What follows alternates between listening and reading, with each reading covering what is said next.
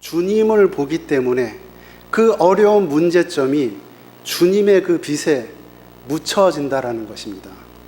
믿음을 가진 사람들의 신앙 생활이나 삶의 태도가 이와 같다라는 것이죠. 늘 담대함이 있어야 되고, 늘 뿌듯함이 있어야 되고, 아무것도 없어도 마치 세상을 다 가진 것처럼 이러한 부유함이 있어야 될 줄로 압니다. 노래 가운데 이런 노래가 있습니다. 별빛이 내린다 샤랄랄랄라 샤랄랄랄랄라. 오늘 하나님의 은혜가 하나님의 말씀 속에서 임하기를 바랍니다. 은혜가 내린다 샤랄랄랄라 샤랄랄랄랄라. 하나님의 말씀과 함께 은혜의 시간이 되었으면 좋겠습니다. 영어 단어 중에 카리스마라고 하는 게 있습니다. 이 카리스마라고 하는 단어는 정치적인 용어가 아닙니다. 어떤 정권을 아주 힘있고 아주 권위를 가지고 정치를 하거나 아니면 사회, 경제 그 분야에서 어떤 정말 그 신이 준 그러한 어떤 힘을 가지고 경제라든지 정치라든지 하는 분들을 정말 저 사람은 카리스마가 있다라고 이야기를 하는데요. 원래 그 카리스마라고 하는 그 용어는 신학적인 용어입니다. 신학 용어입니다. 은혜 받으십시오. 은혜라고 하는 게 원래 헬라어 용어로 카리스입니다. 카리스. 그 카리스를 받은 사람이 카리스마를 얻게 되는 것이죠. 하나님의 은혜를 받은 사람이, 카리스를 받은 사람이 그 세상을 살아갈 때에 카리스마적으로 살아갈 수 있다는 것입니다. 저도 그렇고 여러분들도 그렇고 하나님으로부터 은혜를 받아서 우리의 삶과 저와 여러분들의 삶이 카리스마적인 삶이 되었으면 좋겠습니다. 학교에서 강의를 하던, 직장에서 일을 하던, 교회에서 봉사를 하던, 아니면 지역사회에서 사회활동을 하던 모든 영역에 있어서 하나님의 사람은 하나님의 은혜를 받고 살아가기 때문에 이렇게 카리스마가 있게 되는 것입니다.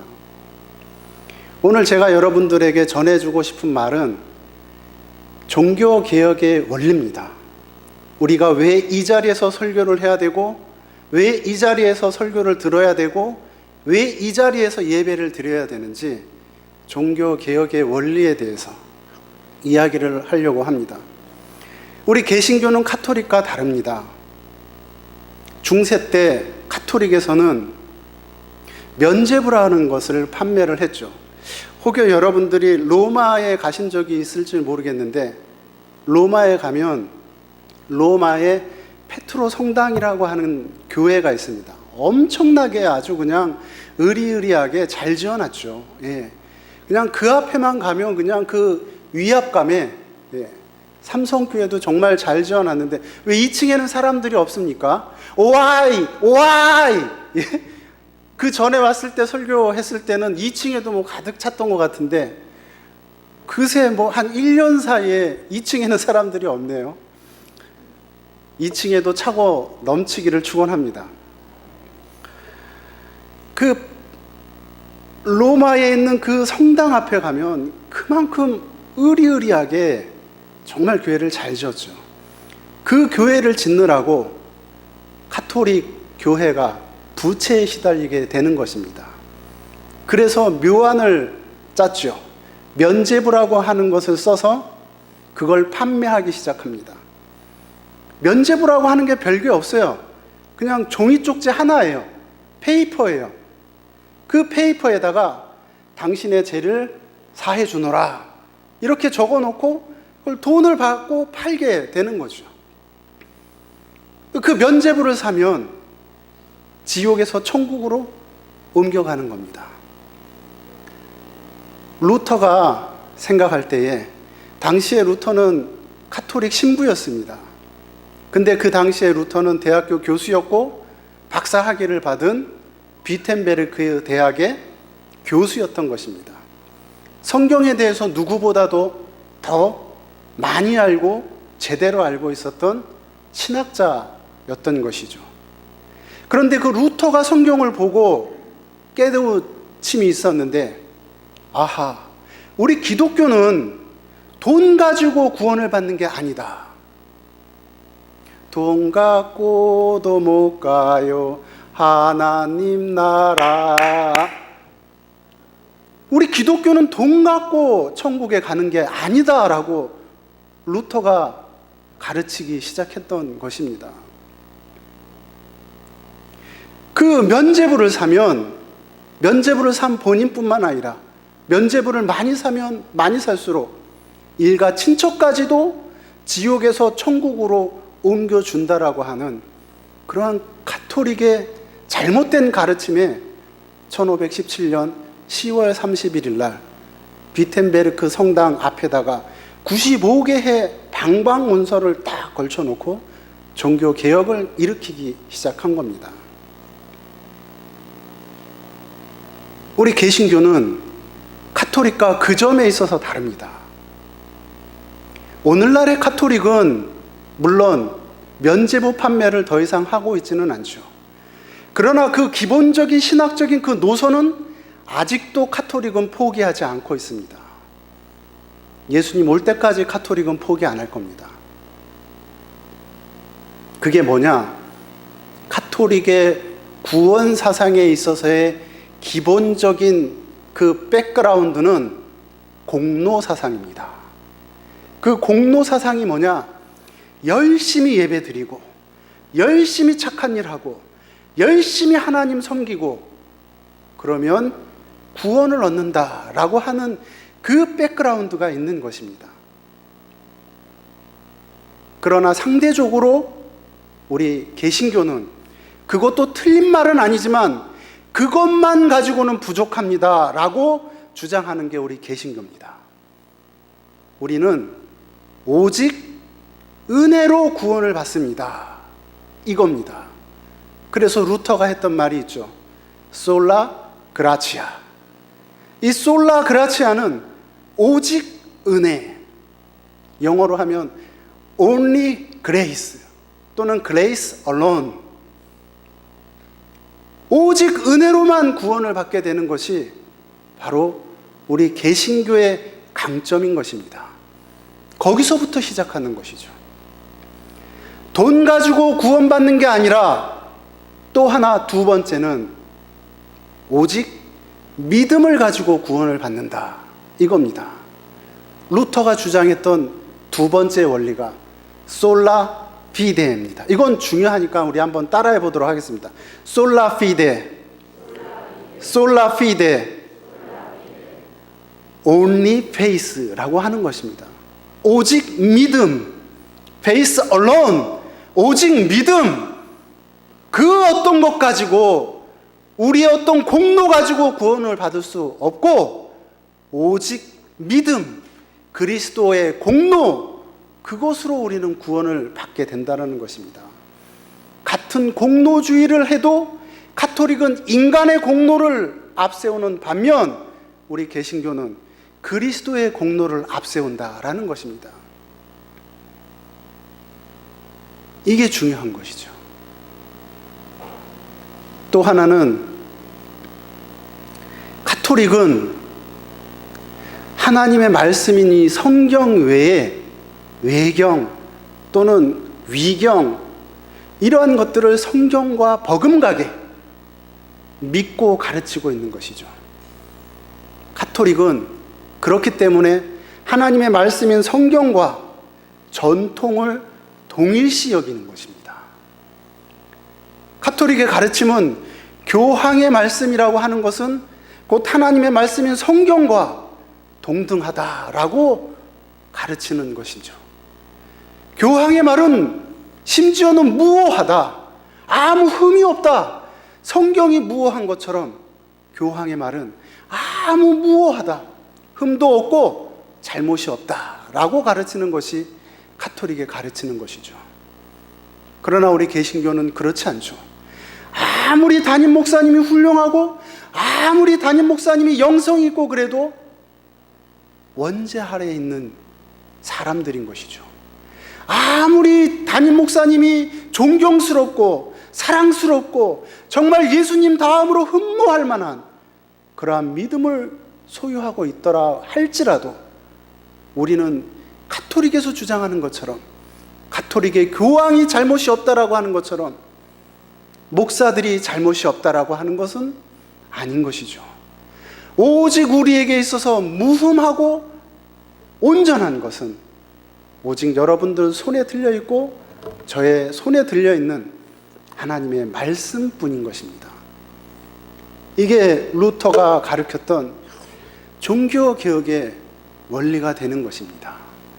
오직 믿음, 그리고 오직 성경, 솔라 스크립추라, only Bible, Bible alone. 이 세 가지의 원리가 이 삼성교회에 굳건한 신앙으로 심어졌으면 좋겠습니다. 다른 것 아니고요. 정말 좋은 선교는 어떻게 보면 지루하고 정말 재미없고 그 설교가 좋은 설교 아닙니까? 다른 복음이 아닌 하나님의 말씀에 의지한 설교, 다른 구세주가 아닌 오직 예수 그리스도가 우리에게 있어서 구세주다라고 하는 것이 우리에게 있어서는 너무나도 중요한 것입니다. 그래서 우리 개신교는 예수 그리스도는 우리의 구세주가 되는 것입니다. Jesus Christ is our Savior. 예수 그리스도는 우리의 구세주가 되는 것입니다. 그러나 카톨릭은 어떻게 가르쳐 주는지 아십니까? Jesus Christ is our model. 예수 그리스도는 우리의 모델이 되는 것입니다. 예수 그리스도가 걸어간 그 길을 우리도 걸어가면 구원받을 수 있다라고 하는 것이 가톨릭의 구원관입니다.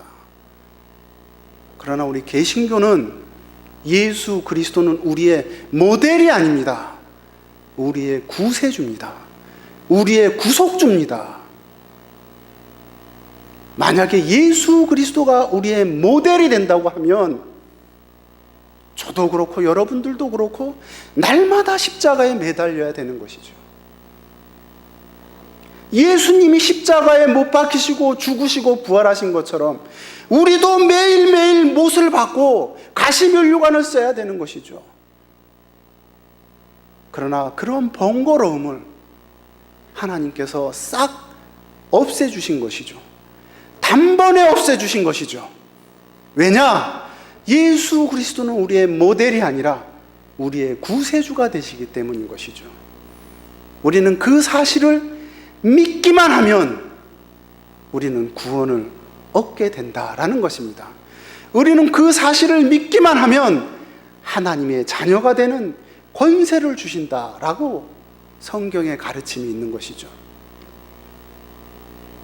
그 어떤 세상의 가르침보다도 하나님의 말씀을 믿으시기를 바랍니다. 아까 서두에도 말씀드렸던 것처럼 어떻게 보면 하나님을 믿는 사람들은 이 세상 사람과 어떻게 보면 살아가는 그 패턴에 있어서 많은 면에 있어서 동일한 측면도 있지만 많은 면에 있어서 다른 점이 있습니다. 어떻게 보면 하나님을 믿고 살아가는 우리들은 제로섬 게임을 하고 있는 것과도 같은 것이죠. 하나님을 많이 믿으면 믿을수록 세상은 상대적으로 작게 보이고 약해 보이고, 하나님을 믿는 믿음이 상대적으로 약해 보이면 세상이 커 보이게 되는 것이죠. 이게 제로섬 게임인데요. 인간이다 보니까 세상이라고 하는 게 아무 가치 없이 생각되거나 여겨지거나 보여지지는 않겠죠. 그러나 기본적으로 하나님을 믿는 사람들의 마음적인 태도는 이렇다라는 것입니다. 하나님이 너무 크게 보이기 때문에 세상이 상대적으로 작게 보이는 것입니다. 하나님의 위대함이 너무 크게 보이기 때문에 세상에서 일어나는 환난, 풍파, 고난 이런 것들이 상대적으로 작게 보이게 되는 것입니다. 이게 신앙 생활의 원리가 되는 것이죠. 오늘 제가 여러분들에게 그 설교 도구로 사과를 하나 갖고 왔습니다. 세계 3대 사과라고 하는 게 있는데요. 인류사에 있어서 이 사과가 우리 인류에게 가르쳐주고 깨우쳐준 그 의미가 있는데, 첫 번째 사과가 바로 아담의 사과입니다. 아담의 사과. 아담이 선과 악을 알게 하는 실과를 먹었죠. 서양 사람들은 그것을 이제 사과라고 이제 생각을 하는 거죠. 그래서 이 사과를 먹다가 이 씨가, 하나님께서 아담을 부른 거죠. 아담아, 지금 너 뭐 하지? 깜짝 놀래가지고 사과를 삼키지도 못하고 사과 씨가 목에 걸린 거죠. 그래서 이 목젖이 영어로는 아담스 애플, 그렇게 되는 거예요. 목젖이 아담스 애플. 다분히 성경적이죠. 예. 목젖이 영어로 아담스 애플입니다. 예. 첫 번째 사과가 그거죠. 사과는 독일어로 아펠이라고 하고 영어로는 애플, 불어로는 뽐무라고 하거든요. 뽐무. 일본말로는 링고라고 하는데요. 이 사과가 우리에게 주는 교훈이 많이 있죠. 두 번째 사과가 뭐냐? 윌리엄 텔의 사과입니다. 윌리엄 텔이라고 하는 스위스의 독립운동가가 있었어요. 그 당시에 중세에 스위스가 강대국 독일, 오스트리아의 종속국으로 되어 있었거든요. 근데 그 윌리엄 텔이 사는 그 마을의 성주 이름이 게슬러라고 하는데요.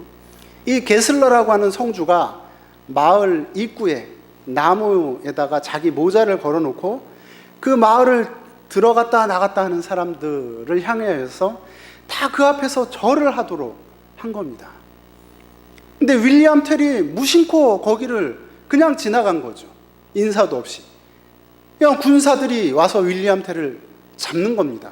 너 인사 안 했어? 너 성주를 무시하냐? 그리고 감옥에 가둔 거죠. 감옥에 가뒀는데 마을 사람들이 그 성주에게 탄원을 하는 겁니다. 윌리엄 텔이 아들이 한 명 있는데 그 아들이 혼자 있으니까 그 아들을 키우기 위해서도 윌리엄 텔을 좀 풀어주십시오라고 탄원을 한 겁니다. 그러니까 성주가 그 말을 듣고 그럼 좋다. 내가 제안을 하는데 이 제안을 윌리엄 텔이 받아들이면 내가 윌리엄 텔을 풀어주겠다. 그 제안이 뭐냐? 윌리엄 텔이 활을 아주 잘 썼어요. 활을 아주 잘 쐈는데 윌리엄 텔의 아들의 머리 위에다가 사과를 놓고 이 사과를 맞춰서 떨어뜨리면 내가 너를 풀어주겠다. 이러한 제안을 한 거예요. 아버지 윌리엄 텔이 아무리 자기가 활을 잘 쏴도 자기 아들 머리 위에 사과를 얹어놓고 그거를 어떻게 쏩니까? 나는 도저히 못하겠다라고 그 제안을 거부할 수밖에 없다고 성주에게 얘기를 하죠. 그런데 오히려 그 아들이 아니야 아빠는 할 수 있어. 아버지는 할 수 있어. 그리고 오히려 그 아들이 자기 머리 위에다가 사과를 얹혀놓고 아빠 나는 아버지를 믿어. 그리고 그 앞에 서 있는 거예요. 야, 윌리엄 텔이 이제는 이러지도 못하고 저러지도 못하는 겁니다. 자기를 그렇게 믿어주는 아들이 있는 겁니다. 이런 아들이 있으면 정말 보람 있죠. 예.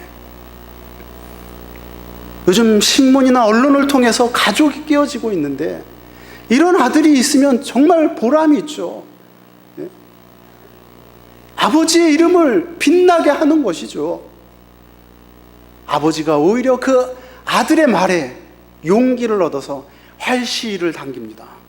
그리고 활을 놓고 사과를 향해서 활시를 탁 당기니까 정확하게 사과를 맞춰서 떨어뜨린 거죠.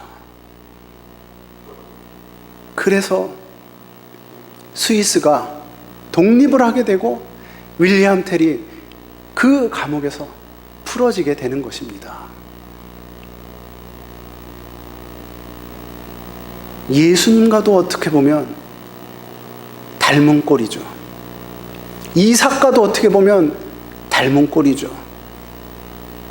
서양에서 일어났던 그런 역사 가운데 하나의 일이 세계의 3대 사가로 사람들이 일컫게 되는 것입니다. 세 번째 사가 이야기는 이제 과학적인 이야기입니다. 하나님의 말씀과 과학이라고 하는 것은 전혀 별개의 것이 아니라 하나님의 말씀과 과학, 신학과 과학, 종교와 과학은 물과 기름과의 관계가 아니라 서로 같이 가야 된다라고 하는 것을 제가 여러분들에게 역점을 두고 이야기하려고 하는 내용입니다. 세 번째 사가 이야기는 뭐냐? 어느 날 영국에서 뉴턴이라고 하는 천재 과학자가 있었는데 무심코 사과나무를 보고 있는데 사과나무에서 사과가 떨어진 겁니다. 많은 사람들이 사과가 떨어지는 것은 당연하게 생각한 거죠. 사과가 익으면 떨어져야죠. 그렇죠? 제가 여기서 사과를 붙들고 있는데 이 사과를 놓으면 어떻게 될까요? 떨어지죠. 예? 떨어지는 게 당연한데 사람들은 그 당연한 것을 그냥 당연하게만 생각하고 왜 떨어질까를 생각을 안 한 거예요. 왜 떨어질까를. Why를 묻지 않는 거예요. 뉴턴은 사과나무에서 사과가 떨어지는 것을 보고 만류인력이라고 하는 것을 깨닫게 된 겁니다. 아하, 그렇구나. 사과가 떨어지는 것은 지구가 사과를 끌어당기는 것이구나. 그것을 뉴턴이 알게 된 것이요.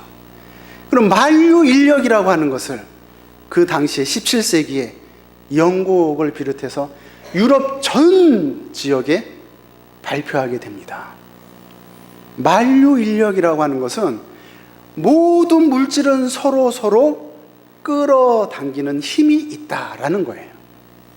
만약에 태양과 지구도 끌어당기는 힘이 있는데 단지 그 끌어다니는 힘만 있고 그냥 가만히 있으면 끌어당기는 힘에 의해서 지구가 태양에 먹혀버리겠죠. 끌어당기는 그 힘의 원리로 인해서 회전이 생기게 되는 것입니다. 가만히 있으면 끌어당기는데 회전이 있기 때문에 원심력에 의해서 아주 적절하게 적절한 속도로 지구가 태양을 돌 때 멀리 벗어나지도 않고 태양으로 잡혀 들어가지도 않고 그러한 원리를 하나님께서 이 우주를 만드셨을 때 그 법칙을 만들어 주신 거죠. 뉴턴이 만류인력을 깨달은 것입니다. 근데 뉴턴은 본인이 그렇게 얘기를 하고도 자기가 얘기한 것에 대한 보다 정확한 의미를 잘 몰랐어요. 시대적인 한계 때문에. 그 정확한 의미는 아인슈타인에 의해서 또 밝혀집니다.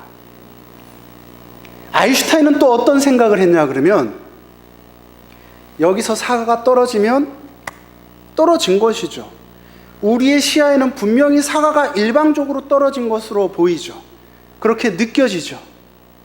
그런데 아인슈타인은 우리의 그런 경험을 넘어서서 만류인력의 진정한 의미를 깨달은 거죠. 뭐냐? 지구가 사과를 일방적으로 끌어당긴 게 아니라 사과가 지구를 끌어당겼다. 이것을 발견한 것이죠, 아인슈타인은.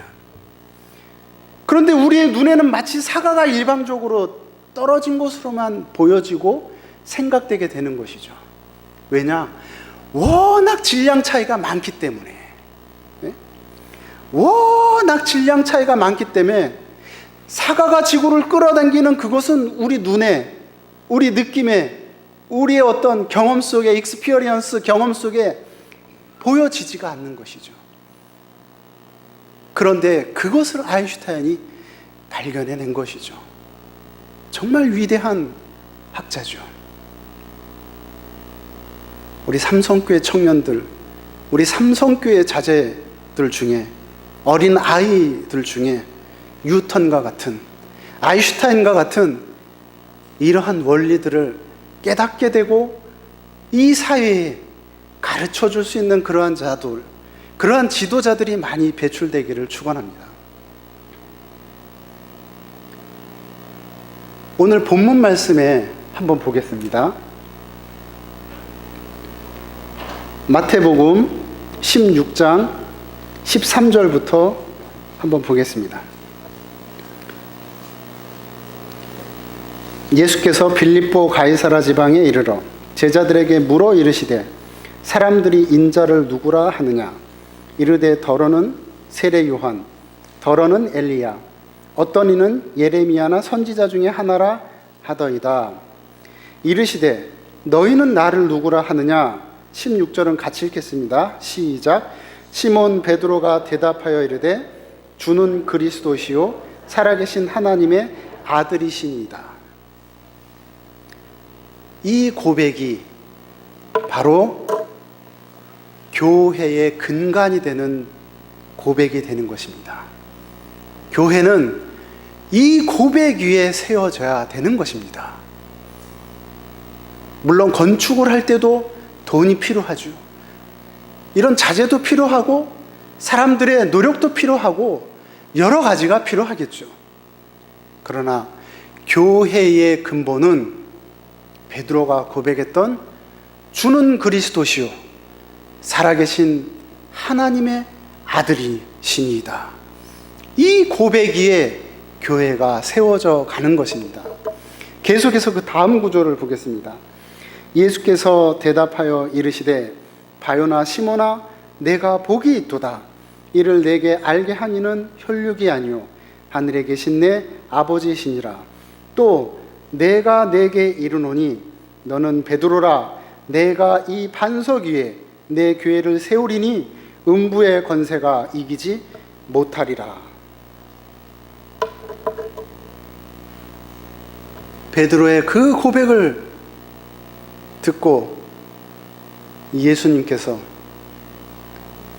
이 고백을 하게 있는 하나님이 주신 고백이다. 어떻게 보면 베드로가 이 고백을 했지만, 베드로의 입술을 통해서 이 고백이 나왔지만, 베드로가 자기가 한 고백의 내용이 무엇인지를 잘 몰라요. 불과 몇 구절 뒤에 베드로는 급기야 어떻게 변합니까? 사탄아, 내 뒤로 물러가라. 너는 나를 넘어지게 하는 자들이다. 노래 가사에도 있는 것처럼 내가 나를 몰라요. 내가 나를 몰라요. 사람들을 이해하려고 하지 마십시오, 여러분. 내가 나를 모르는데 정말 네가 난들 알겠느냐? 예? 몰라요. 어떨 때는 보면 강의를 하다가도 내가 지금 강의를 하는데 제가 지금 무슨 얘기를 하고 있지? 어쩔 때는 설교를 하는데 설교를 하다가도 내가 지금 무슨 설교를 하고 있지? 내가 나를 몰라요. 내 입으로 하는 말인데도 그 말의 본뜻을 내가 몰라요. 과학자들뿐만 아니라 신학자들도 마찬가지고요. 일상생활에서도 마찬가지죠. 금방 돌아서서 내가 그 소리를 왜 했지? 아유, 그때 좀 참았어야 되는데. 금방 돌아서서 내가 왜 그렇게 바보 같은 짓을 했지? 내가 왜 그렇게 멍청한 짓을 했지? 나답지 않게? 뭐 나다운 건 뭔지 모르겠지만, 예. 근본적으로 내가 나를 몰라요. 하나님을 믿을 때, 하나님을 알 때 비로소 내가 누구인지를 비로소 알아가게 되는 것이죠. 하나님을 알 때에 나는 죄인이다 라고 하는 것을 깨닫게 되는 것입니다. 위대한 인류 역사의 시작은 바로 거기서부터 시작되는 것입니다. 인간이 모든 것을 다 하려고 할 때에 인류사에서 전쟁만 일어났던 것입니다. 인간은 완벽해, 인간은 모든 것을 할 수 있어, 인간은 파라다이스를 구축할 수 있어. 그러한 시대사조가 일어났을 때 1차 세계대전이 일어나고 2차 세계대전이 일어났던 것입니다. 그러나 하나님을 믿고 하나님을 의지할 때, 그래, 인간은 무능해, 인간은 죄인이지, 오직 하나님 앞에서 겸허하고 겸손하게 살아가야 되는 그러한 인생들이지, 그러한 마음가짐과 그러한 신앙 태도가 있을 때 인류사가 바뀌게 되는 것입니다. 오히려 역설적으로 내가 나에 대해서 알고 싶으면 여러분, 하나님의 말씀을 공부하십시오. 그리고 하나님을 추구하십시오. 하나님을 알아가십시오. 역설적이지만 하나님을 알 때 비로소 인간이 보이게 되는 것입니다. 내가 보이게 되는 것입니다. 마치 성경은 거울과도 같아서 성경을 펼쳐놓고 읽고 있으면 나의 자아상이 하나님의 말씀 속에 투영돼서 반사적으로 비춰지는 것입니다. 거울을 봤을 때에 나타나는 그러한 현상들이 하나님의 말씀 속에서 드러난다라는 것입니다. 우리가 다 넥타이 입고 양복 입고 예배 드리죠.